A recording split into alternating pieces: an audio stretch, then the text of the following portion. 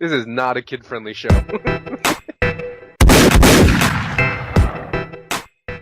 Yo, what is really good, my dudes? Today is Monday, October 9th, 2017. We got another RuneScape update for y'all. So today we see the release of Novtumberfest, and a whole plethora of free-to-play content is now available. So first up, we got Novtumberfest. This is a month-long beer festival located in the Lumbridge crater. So head on over there to partake in various activities that give you XP and skills such as Slayer, Prayer, Farming, and Summoning. There's no entry fee to partake in Novtumberfest, and there's no XP cap, so you can train here to your heart's content. Also, keep your eyes out for Gunther's carts, which will be roaming around the free-to-play areas and running into trouble every 3 hours. If you help him out, you'll be awarded with a large chunk of XP. Now, in terms of rewards for the Novtumberfest this time around, we got themed pets, animations, outfits, gear, and a party animal title for those who partake in all the events, free players included. So partake in it, head over to Lumbridge Crater, and have some fun.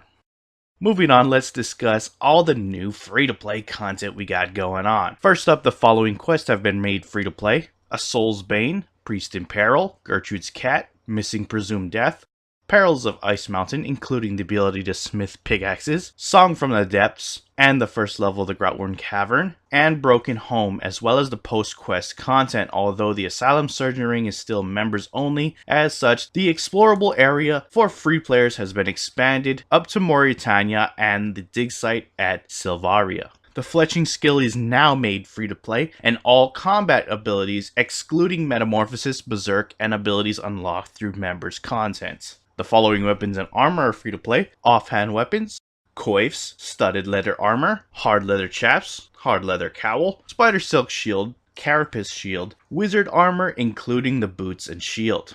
Also, free-to-play players can partake in the Shooting Star and Evil Tree D&Ds, as well as have access to the Warriors Guild and can earn up to Rune Defenders. So that's really exciting. Anyways, that's it for the main game update. Let us check out the patch notes and see what we've got going on over there. Green, blue, red, black, and royal dragonhide boots have been added, available in a similar manner to the corresponding vambraces. Basilisk, Turoth, and Kuras boots are now power armor instead of tank armor to differentiate them from the dragonhide boots. Added hard leather cowl and chaps to complete the hard leather set of armor. Conversation option on sawmill operators have been rewritten to loop back to the start of the chat. Limestone brick has been added to the crafting skill guide. Studded leather can now be found in the leather crafting category. Soft leather and hard leather set are now sold by the Gnome Shopkeeper in Berthorpe, Lowe's Archery Emporium in Varrock, and the Ranging Guild. The latter two also sell the studded leather set. Added a carapace shield to fill out the carapace armor set. Added a spider silk shield to fill out the spider silk armor set. A black strip of cloth crafted from the balls of black wool has been added. Black wool and balls of black wool no longer destroy on drop. Sheared sheep now take drastically less time to grow their wool. The sheep in the Southwest Taverley no longer wander outside of their pen.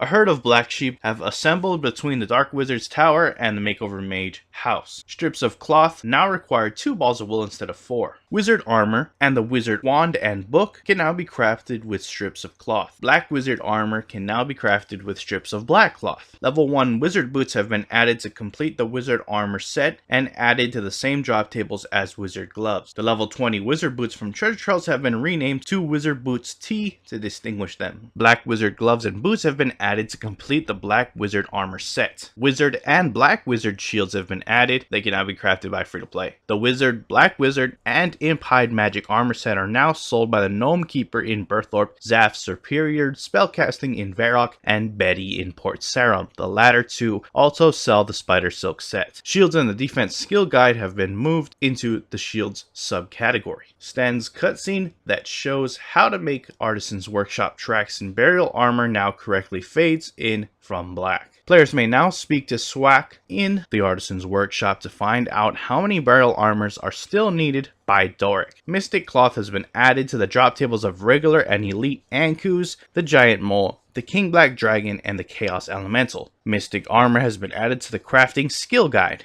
Blue Mystic Armor on drop tables have been replaced with the equivalent amount of Serded Mystic Cloth. The game's necklace now has a teleport to Agaroth, requires completion of a Shadow over Ashdale quest. A filtered message has been added when defeating animated armor in the Warrior's Guild to display the points added to the currency pouch. The Anger Mace from the Soul's Bane is now wielded and named as a two-handed maul, and the Anger Axe has also been made two-handed to better suit the model. Cosmetic overrides for the Anger Sword, Anger Battle Axe, Anger Maul, and Anger Spear can now be unlocked by completing the Soulsbane quest. The skills checked in Perils of Ice Mountain are no longer boostable. The members' skill level requirements for Perils in the Ice Mountain have been reduced from 10 and 11 to 5 to accommodate the members' skill cap for free players. The XP reward for completing Perils in the Ice Mountain has now been awarded in the form of a lamp. A quest accept screen has been added to the Perils of Ice Mountain. Only the crater containing Fluff's kittens can now jiggle instead of all of them, and only after feeding Fluffs during Gertrude's cat. A list of recommended quests to fully understand the characters and backstory of Missing Presumed Death have been added to the quest accept screen. The Death Plateau information no longer states needing a pickaxe, since all players now start with a bronze pickaxe and a tool belt. Since fletching is now free to play, free players can now fletch equipment with wield requirements up to level 50. Bronze, bluerite, iron, steel, silver, mithril, adamant, and rune crossbows, arrows, darts, and bolts, including up to diamond bolts. Normal, oak, willow, maple, teak, yew, and magic short bows and shield bows, and up to Bovis Strangler in Dievenheim, except where locked behind members' content and outside of the free-to-play area, such as smithing dart tips requiring tourist trap quests. Free-to-play can now pick and spin flax into bowstrings, spin sinew into crossbow strings, cut gems from opal to diamond, and craft mithril grapples. Teak logs, mahogany logs, and magic logs are now free-to-play objects. However, some trees can still only be found in pay-to-play areas. Green dragon hide, green dragon leather, blue dragon hide, and blue dragon leather are now free-to-play objects. Smuggler and Dungeoneering can now sell bowstrings to free players. The Fletching Pet Flow can be acquired on free worlds. The special effect of the woodcutting outfit to burn logs for fire making XP and fletch logs for fletching XP now work on free-to-play worlds. As evil trees have become free-to-play, the woodcutting outfit can now teleport to but not spawn evil trees on free-to-play worlds. Dungeoneering equipment up to and including tier 50, Zephyrium, Bovis Strangler, Spinal Leather, Duskweed, Empowered Water Staff is now equipable and craftable in free-to-play. Dungeoneering tier 60 equipment, Argonite, Tagat, Gala Leather, Soul Bell, Empowered Earth Staff isn't craftable by free-to-players, but is equipable and potentially available through drops. The Icy Bones Dungeoneering boss can now drop throwing knives for free players. Moving on to some wilderness fixes, blue dragons have been added to the wilderness north of the Forgotten Cemetery to provide a source of blue dragon hide for free players. Red dragons now drop between 1 and 8 rune darts instead of a guaranteed 8. Deep Wilderness is now accessible to free-to-play. Deep Wilderness Dungeon, accessed south of the Pirate's Hideout, is now accessible to free-to-play. The southeast corner of the wilderness, west of the Mortania Slayer Tower, and north of Silvaria is now a free area. The Mage Arena Cave, accessible from the lever northwest of the Mage Arena, is now accessible to free players.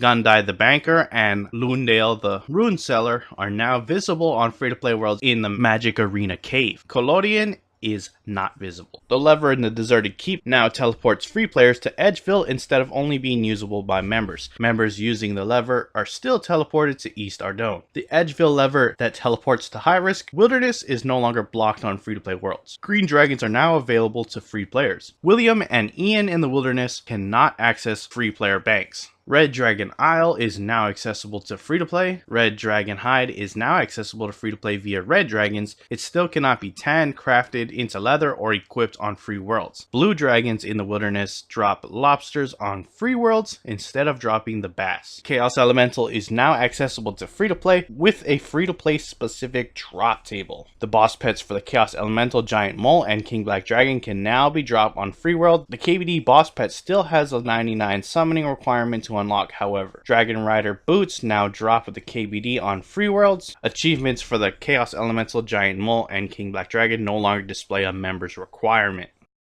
Remora's necklace, the coral crossbow and coral bolts, and the first level of the groutworm lair and the royal cape dropped by young groutworms are now all free to play. Kittens from Gertrude's cat quest are now free to play. They can grow up into cats, become overgrown, and even become a purple cat by completing Swept Away. Free to play can now complete the Varrock achievements to choose the color of their kitten and kill 100 rats to attain a cat training medal from Gertrude. Swept Away's post quest content, excluding the Sorcerer's Garden and members area rewards, are now available to free to play. The first 4 tasks from Doric and Boric after the What's Mine is Yours is now available to free players. Free to play can now enchant, wear, and trade sapphire jewelry, Ring of Recoil Games necklace excluding teleports to members area, and bracelet of clay in addition to amulet of magic.